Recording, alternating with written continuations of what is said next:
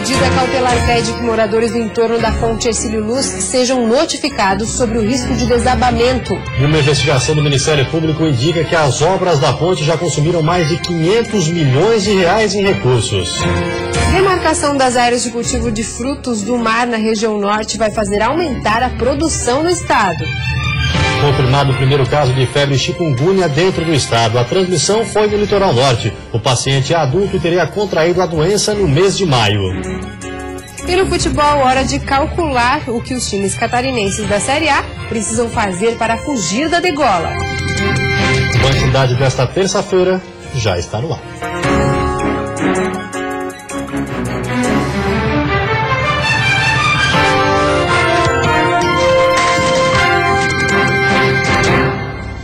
Olá, boa noite. Boa noite. O principal cartão postal de Santa Catarina pode estar ameaçado. Há 33 anos, a ponte está interditada para carros e pedestres. Com a ajuda de especialistas, o Ministério Público do Tribunal de Contas do Estado concluiu uma investigação aprofundada e alerta. A ponte pode cair se a estrutura não for recuperada. Os 563 milhões de reais gastos até agora na restauração da ponte Hercílio Luz na capital são um demonstrativo de má gestão pública e ineficiência.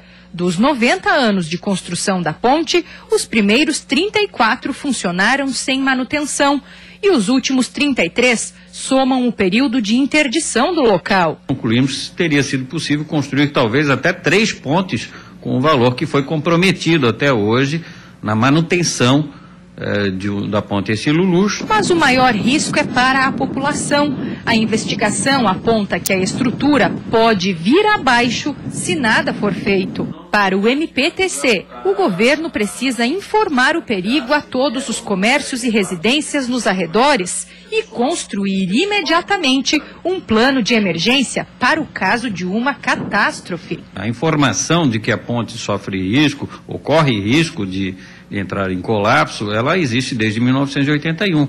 Em 82, a empresa que sucedeu a empresa construtora da ponte informou isso por escrito ao governo do estado. Ao que indica o relatório, a ponte Hercílio Luz sempre custou mais do que os cofres públicos poderiam suportar. A sua construção, em 1926, só terminou de ser quitada em 1978, 52 anos depois do empréstimo ter sido feito. O custo teria representado 2 vezes o orçamento total do estado na época.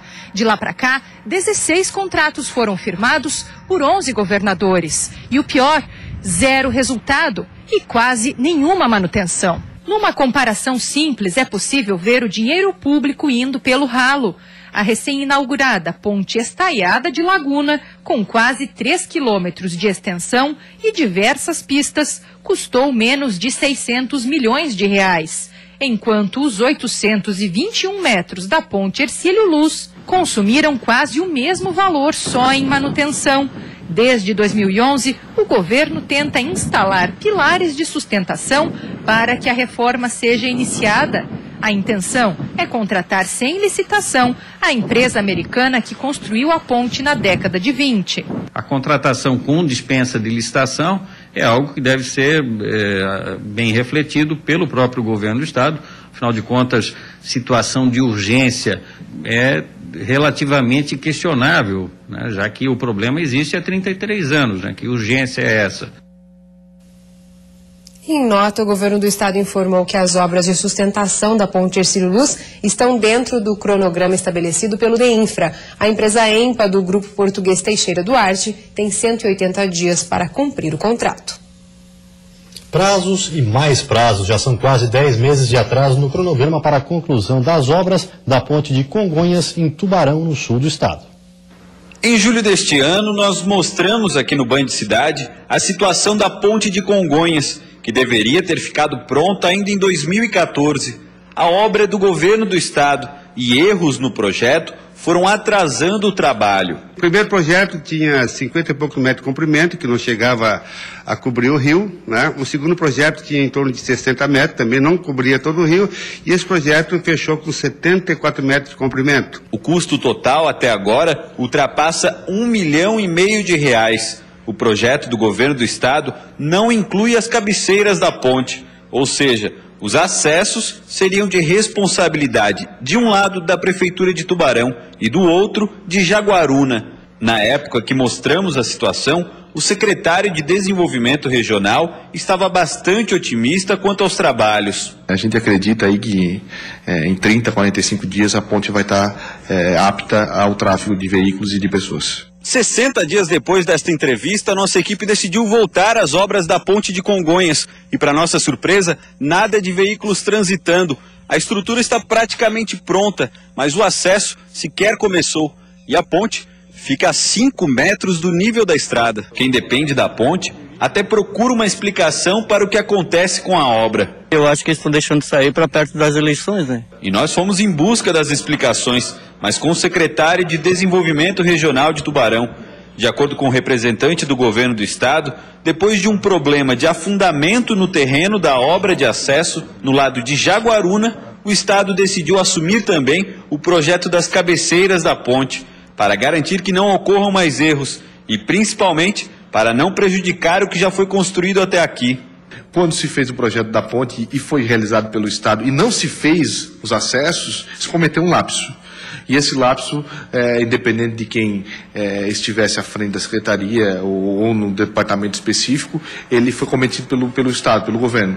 Então a gente vai concluir esse trabalho e a partir desse levantamento vamos sentar com as duas prefeituras para chegar num encaminhamento final. Não há um prazo para que as obras sejam retomadas e a comunidade corre o risco de passar mais um fim de ano sem o acesso. Data por enquanto? Data é impossível, nós não vamos dar data. O que eu posso garantir, eu sei que isso causa transtorno, causa indignação, causa revolta. Muitas pessoas têm me cobrado porque quem que errou, o que aconteceu. Esse não é o meu papel, eu não estou aqui para ficar alardeando tragédia do passado, eu estou aqui para achar soluções e tenho trabalhado muito para isso.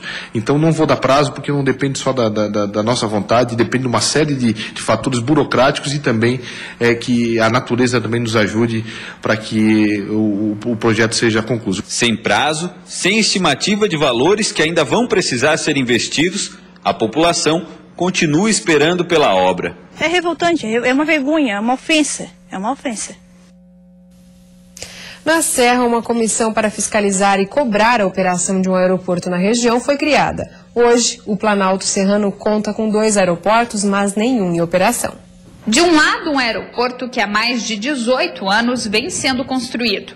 Neste ano, o Aeroporto Regional de Correia Pinto teve avanços importantes, mas o término da obra ainda depende de licitações. Dia 13 de outubro sai a licitação do cercamento. No dia 14 também acontece a abertura das propostas também para o acesso de asfalto do bombeiro até a pista e também dos 2 estacionamentos. Do outro lado, um aeroporto pronto, com estrutura para receber voos, mas que ainda esbarra em algumas exigências da ANAC para poder operar. Entre elas, esse barracão que precisa ser demolido para dar mais segurança aos pousos dos aviões no aeroporto de Lages. E é para fiscalizar o andamento das obras do Aeroporto Regional de Correia Pinto e também o que falta para o aeroporto de Lages começar a operar que uma comissão pró-voo regional foi criada com entidades empresariais de Lages e também de Rio do Sul. A intenção é que a região serrana comece a ter voos comerciais o mais rápido possível. Os empresários não aguentam mais esperar. Um dos integrantes da comissão conta que eles estiveram recentemente no aeroporto de Correia Pinto e o que viram por lá não agradou muito, não. Nós chegamos lá e deparamos o quê? Que qualquer um tem acesso lá dentro. E hoje lá dentro tem várias coisas já instaladas. Sistema de som, sistema de ar-condicionado, cabeamento elétrico, as esteiras estão lá dentro. Então, assim, qualquer pessoa pode chegar lá e furtar ou depredar o patrimônio público, né? Segundo o governo do estado, a previsão é que as obras físicas do aeroporto fiquem prontas até o final do ano. A solicitação da homologação também foi feita junto à Agência Nacional de Aviação Civil. Já em Lages, apesar de faltar pouca coisa, um voo comercial ainda parece distante de acontecer. Se demorar a Correia Pinto, que tenha operacionalização em Lages ou vice-versa, qualquer um dos dois. Mas o que a classe empresarial da região precisa é de um voo. Hoje isso é muito importante. Isso é imprescindível, né? E principalmente que ligue São Paulo e que São Paulo você ligue a qualquer lugar do mundo, né? E a seguir, fim da greve dos Correios em Santa Catarina. Servidores voltaram ao trabalho nesta terça-feira. E ainda, primeiro caso do estado de febre chikungunya registrado em Itajaí.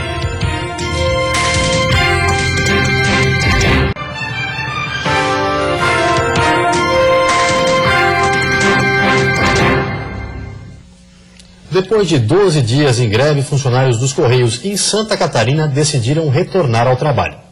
A categoria estava parada desde o dia 16 e reivindica melhorias na segurança e no plano de previdência, aumento de gratificação e realização de concursos públicos para a contratação de mais trabalhadores. Mesmo com a volta ao trabalho, as negociações continuam. De acordo com a direção dos Correios, o principal setor atingido foi o da distribuição, mas a maioria dos serviços internos não deixou de funcionar. Para o sindicato, a adesão no setor operacional ficou entre 30% e 40%, com maior paralisação na triagem. A categoria conseguiu R$200 de gratificação, mas em 4 etapas. Mesmo assim, continua em estado de greve por causa da questão da previdência, que ainda não ficou definida. Confirmado o primeiro caso de chikungunya dentro do estado. A transmissão aconteceu no litoral norte, o paciente é adulto e teria contraído a doença no mês de maio. De acordo com a vigilância epidemiológica, um homem contraiu a doença em Itajaí. O município vive uma epidemia de dengue. O mesmo mosquito que transmite a doença pode transportar o vírus da febre chikungunya. A transmissão aconteceu em maio e há alguns meses o caso vem sendo investigado, mas a confirmação só aconteceu no final da semana passada. No ano passado, o estado registrou 4 casos de febre chikungunya. A diferença é que os pacientes contraíram a doença em outros locais. Este é o primeiro ano que um paciente contrai a doença dentro de Santa Catarina. A chikungunya e a febre zika são menos graves do que a dengue, mas ainda não se tem dados seguros para afirmar o comportamento dessas doenças no Brasil. A doença provoca dores nas articulações, nos músculos e na cabeça, além de causar febre alta e erupções na pele, que costumam durar de 3 a 10 dias. Alguns sintomas podem permanecer por até 2 anos. A prevenção é a mesma adotada contra a dengue. As meninas que ainda não tomaram a segunda dose contra o vírus HPV devem procurar o quanto antes um posto de saúde. A imunização protege contra uma das doenças que mais mata mulheres no Brasil, o câncer de colo do útero. Nesta escola de Chapecó, aproximadamente 30 meninas receberam a segunda dose que vem sendo oferecida nos postos de saúde de todo o estado. O HPV é uma doença que está presente em 70% dos casos de câncer de útero e a vacina serve como prevenção.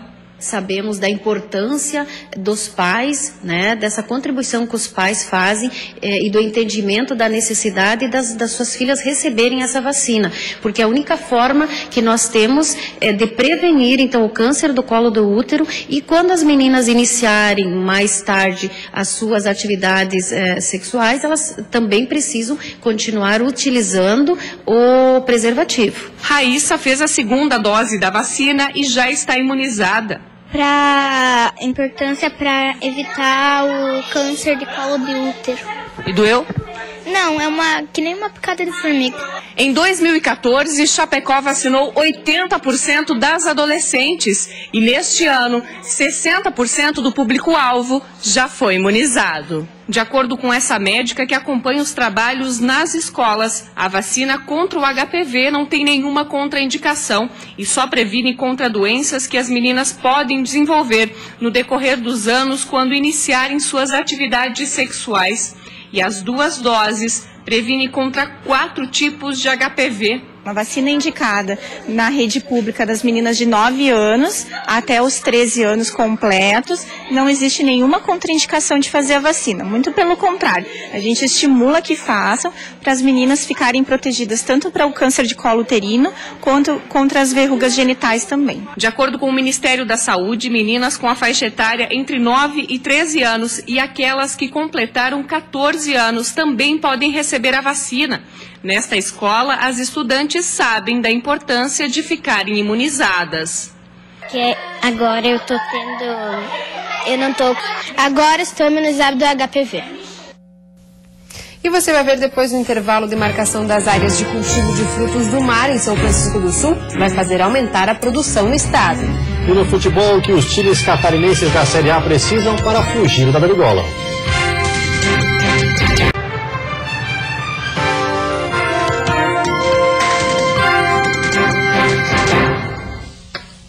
Em São Francisco do Sul, maricultores começaram a definir junto à EPAGRE a demarcação das áreas de cultivo de frutos do mar. A regularização da atividade promete fazer a produção crescer em todo o estado.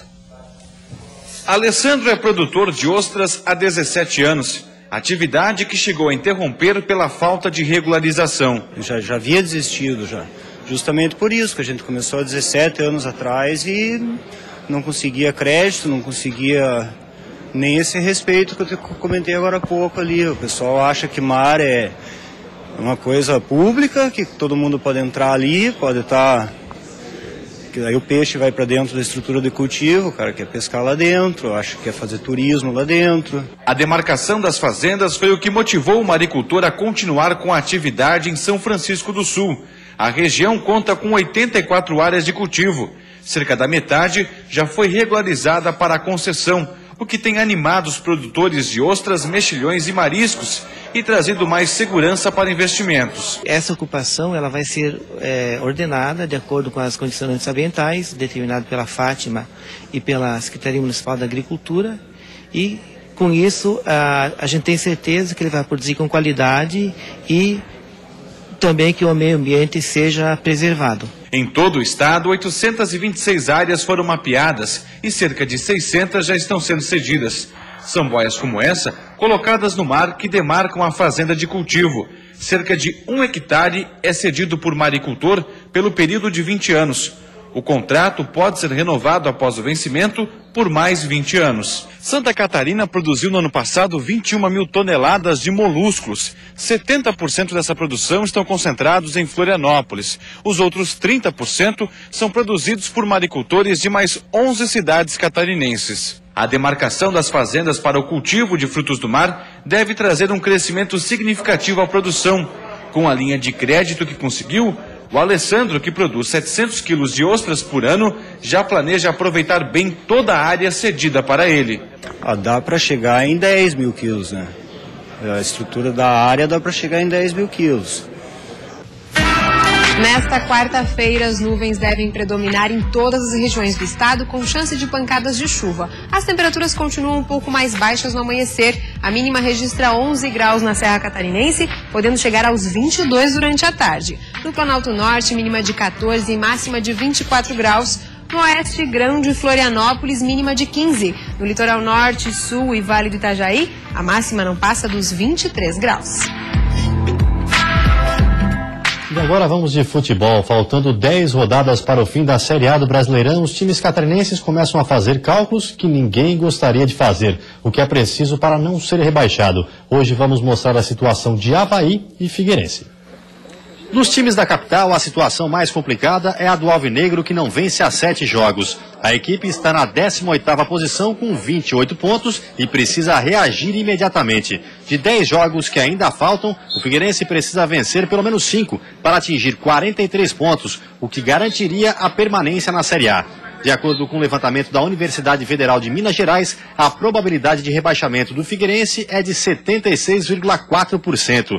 Isso porque os confrontos nessa reta final não são nada fáceis. Goiás, fora de casa. Flamengo, Orlando Scarpelli. Jeque, fora.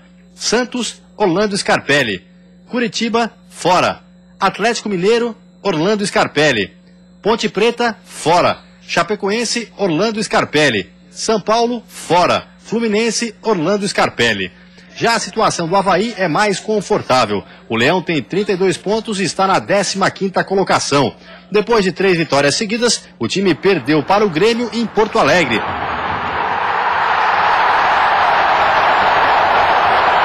Mas é o único catarinense fora do Z4. A probabilidade de rebaixamento é de apenas 27,7%.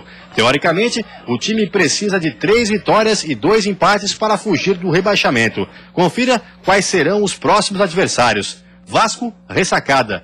Sport Recife, fora. Palmeiras, ressacada. Chapecoense, fora. Cruzeiro, ressacada. Atlético Paranaense, fora. Joinville, ressacada. Fluminense, fora. Ponte Preta, ressacada e Corinthians, fora. E amanhã vamos mostrar aqui no Band Cidade como está a situação de Chapecoense e do Joinville. O tricolor é o lanterna, mas matematicamente ainda tem chances de permanecer na Série A. E a seguir, a operação dupla face. 13 investigados serão soltos em Itajaí. E ainda o impacto do aumento do dólar no dia a dia dos catarinenses. Comprar pão, por exemplo, já está muito mais caro.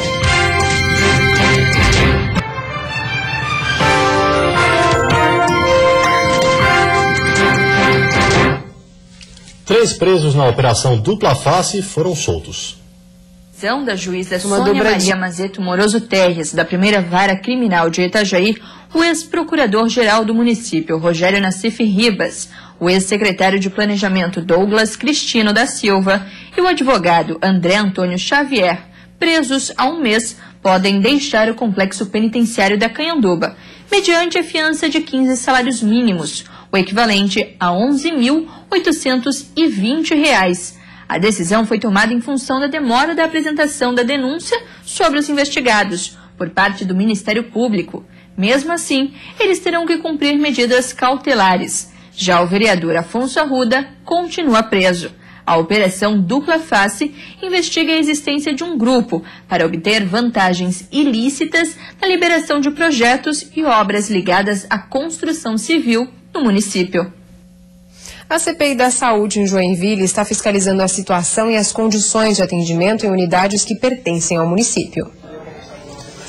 A CPI, criada para investigar a falta de remédios e a não diminuição de filas para exames e cirurgias em Joinville, está na fase de fiscalização. Os membros da comissão visitam as unidades de saúde que pertencem à rede municipal. Pelo menos a metade dos postos deve ser fiscalizada. Essa questão do medicamento, nós temos aí sempre, nas unidades que tem passado, 3 ou 4 remédios que são, que tem aquela falta, mas não é uma falta de um mês, 15 dias, 10 dias, é uma falta naquele momento. Na semana passada, os vereadores já identificaram a falta de itens básicos para os servidores que trabalham nessas unidades. Quando começamos a visitar as unidades básicas de saúde, que nem copo para tomar água existia, nem os materiais básicos de higiênico não tinha. Alertamos que nós íamos para o judiciário e já se resolveu essa parte, pelo menos a falta de copo e de alguns tipos de materiais. Em um dos postos fiscalizados hoje, a farmácia estava fechada e uma funcionária informou que amanhã o farmacêutico também não estará. Portanto, quem quiser fazer a retirada de medicamentos, só a partir de quinta-feira. Até agora, a situação mais grave detectada pela CPI da Saúde foi encontrada aqui no pronto atendimento da Zona Sul de Joinville. O cenário aqui e os relatos dos servidores preocuparam todos os vereadores que compõem a comissão. Entre as irregularidades, condições precárias para o atendimento, falta de reformas no prédio e uma denúncia: o desaparecimento de documentos referentes à vigilância sanitária. E nós mesmos comprovando em loco que precisamos fazer alguma coisa urgente, porque por outros vereadores pode surgir até uma questão de uma denúncia junto à vigilância sanitária e isso poder ocorrer um problema maior para essa unidade e a gente não quer que isso aconteça. Esse documento sumiu. Ali provavelmente a vigilância sanitária tinha apontado a tomada de providências que tinha que ser feito aqui nesse PA e portanto não foi feito. Então nós vamos atrás desse documento, quero saber onde que está esse documento. Se não estiver, vou denunciar, fazer uma denúncia oficial na polícia e vou procurar o Ministério Público oficializar também a denúncia da falta desse documento. Com o dólar em alta, um dos setores que mais está sentindo os reflexos é o de alimentos. A maior parte da farinha de trigo, matéria-prima para vários produtos, é importada. Por isso, com a alta do dólar, alimentos como o pão acabaram pesando no bolso do consumidor. Mas e se não tem como fugir da alta, o jeito é tentar economizar. E foi pensando nisso que o Procon realizou recentemente um levantamento em 19 estabelecimentos comerciais de Joaçaba. O alvo foi o preço do pão francês. Em média, o quilo tem sido vendido a R$ 8,39. Porém, enquanto num dos locais o custo é de R$ 5,99, em outro é quase o dobro, ou seja, R$11. O consumidor tem que ser o fiscal dele mesmo, né? Então ele tem que verificar a qualidade do produto e também pesquisar a questão de preço. Veja bem, teve uma média de 83,6% de diferença e são dois locais próximos, né? Então se o consumidor procurar pesquisar, ele vai encontrar mais barato e de melhor qualidade. Produtos derivados do açúcar e soja também devem encarecer, assim como a carne e até mesmo aquele bom vinho importado. Por isso a dica é sempre pesquisar. Vamos continuar com esse trabalho, até porque no futuro, para a gente verificar se existiu um aumento ou não, para a gente ter essa porcentagem de aumento, nós temos que ter um parâmetro. Então, com essas pesquisas que nós não tínhamos antes, agora nós temos, podemos verificar se no próximo mês, como nós vamos fazer agora periodicamente, todo mês essas pesquisas, verificar se está existindo um aumento, né, se é devido à inflação, devido ao aumento do dólar, devido a todas as outras questões. E vem aí o Jornal da Band. Uma ótima noite para você. Até amanhã. Boa noite. Até amanhã.